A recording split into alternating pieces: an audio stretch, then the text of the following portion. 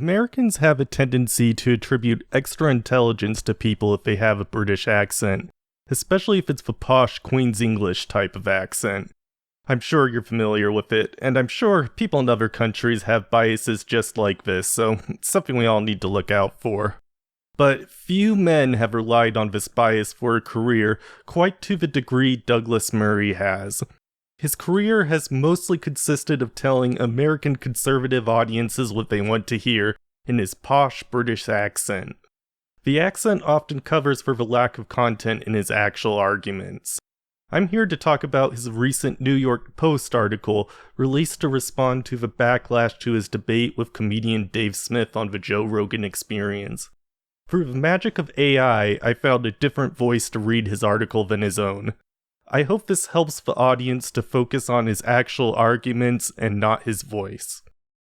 So-called Israel Hamas Ukraine war experts spew false info on Joe Rogan's podcast. There has to be a standard. Last week I seemed to break the internet. I went back on the Joe Rogan podcast to talk about my new book on democracies and death cults, Israel and the Future of Civilization, which is available at all good bookstores and on Audible since you asked. I've been on Joe's podcast a number of times before and have always enjoyed it. Joe is a master of his art.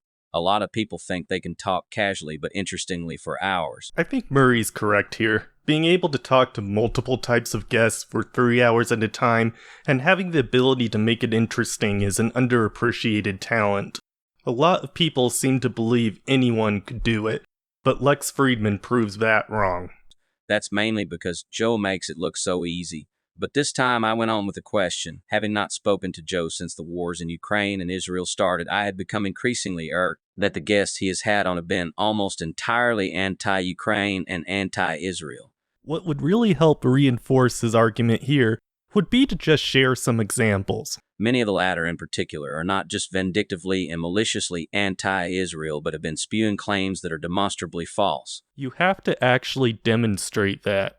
It's not enough to say that they are making false claims. You have to tell us what the claims are, some examples at least, and then you have to tell us why they are wrong.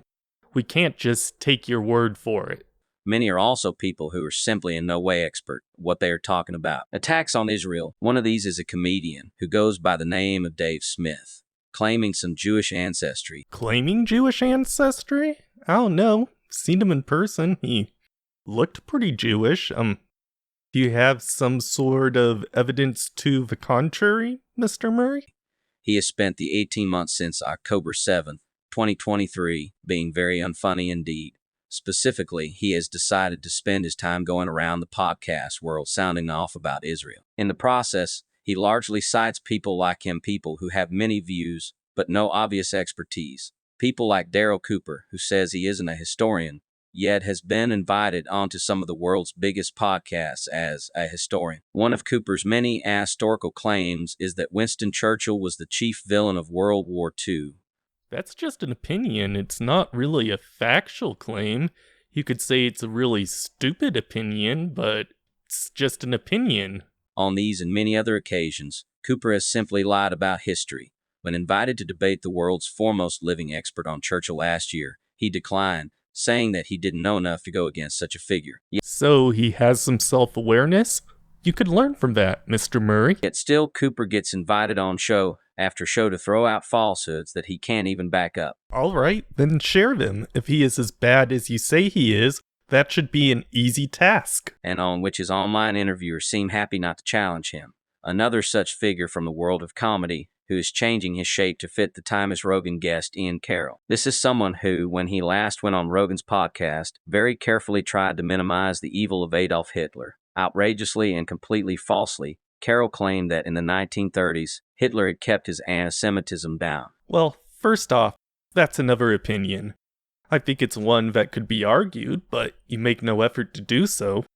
And again, if these guys are so sloppy, why are you focusing on their statements of opinion? I'm not even sure if you know the difference between a fact and an opinion. Also, 2 adverbs in a row?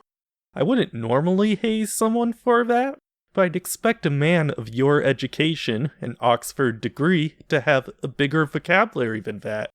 An Oxford degree in English, in fact. a probably false claim that Rogan did nothing to counter. All these men have also been palling around online with Holocaust deniers and proud anti-Semites like Jake Shields. My bout on Rogan 2 weeks ago, Rogan had his mate Dave Smith on yet again for a long podcast. But for my return to the show, the deal was that I could come on only if Dave Smith was once again in the studio, as if Joe didn't want to be unaccompanied, or that Joe thought it was I of all his guests who must be challenged. You can really tell this is what he's actually mad about. I like a debate as much as the next Scotsman, but what resulted was more than a debate. It seems to have led to some kind of podcast world meltdown. The first reason was that from the outset I challenged Joe on his choice of guests and why he had been given a platform to only one side of a debate, and a very conspiratorial one at that. He and Smith were immediately defensive. But the real problem came when I raised the issue of expertise, because as I said then, and have said often, we have lived through a period when the experts have gotten an awful lot of things wrong. From the COVID lab leak to the Hunter Biden laptop. This probably isn't Murray's fault, but the fault of his editor, but I still want to talk about it. The way this article uses hyperlinks is really annoying. What hyperlinks in articles are supposed to be for is for citations, which this article could really benefit from. Instead, the way a lot of outlets, including the New York Post, use them is as links to other articles on their page to up their SEO. This is really annoying and takes away from what one of the major benefits of online publications should be versus paper publications. We have lived through years after which distrust of experts has become inevitable. Yet that doesn't mean that expertise does not exist. It does not mean that a comedian can simply hold himself out as a Middle East expert and should be listened to as if he has any body of work. Murray has the same problem as Kissin with his refusal to define expert. It allows for very slippery argumentation. If he's called on any point, he can just claim that he meant the word in a different way. If you're going to be using the word as a gatekeeping criteria, please at least define it. In fact, define it well. It does not mean that someone who says they are not a historian but who practices false history should be cited as a historian. This point seemed to rile both Smith and Rogan. It appears to have riled their audiences even more, because many people seem to think that what I mean is that they are not allowed to have an opinion. That is wrong. I think they are. It's just that there should be a price to pay for spreading bull's tea, and part of that price is that you should be called out. Have you been there? If I had gone on Rogan's podcast and held myself out as an expert in mama fighting, I suspect he would have noticed. If I had kept making mistake after mistake and shown ignorance piled upon ignorance, I think he'd say, hey, you don't seem to be very knowledgeable about this. And he'd be right. So why is it hard to grasp that something similar applies in other areas, in bigger rings and more important fights? Having spent most of the last 18 months in Israel, Gaza, Lebanon, and Ukraine, I don't think I know everything, but I think I know a darn sight more than someone like Comic Smith. Alright, then share some of it, and tell us why Dave Smith is wrong. I checked a few times, and nowhere in this article does Murray actually share a single argument Smith made. Not even a straw man to burn down. And notice how Murray refers to Smith as Comic Smith here? I think Murray's attempt at belittlement here really indicates that Smith hit him right in the ego. Who admitted he'd never even been to the region he spends all his time talking about. Oh, so you have to go to a country to comment on it, do you? Said part of the internet. Again, the answer is obviously not.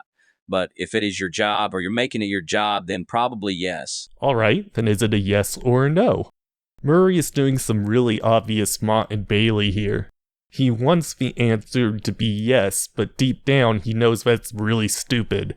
So he's trying to place an ill-defined make-it-your-job criteria around it, so he could slip out of the argument later if he needs to. If I filed columns for this paper pretending to be an expert on countries I'd never been to, I would expect my readers to complain, as they should. If I filed columns about a war zone from the safety of West Palm Beach, I think it would be fraud. Journalism has had its own meltdown in recent years. What the standards are in the new media, especially on podcasts, is still being worked out.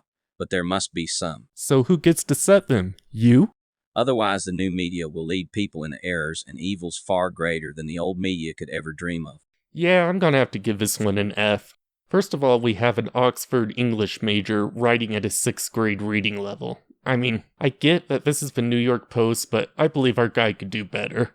And, well, I did read some of the Amazon samples of his books. I didn't want to pay for them, and, well, they got up to like an 8th grade reading level, so maybe you'll get the New York Post readers up to that point someday. Well, second point here, he wrote an article about Dave Smith without actually sharing anything Dave Smith said. That's actually kind of impressive.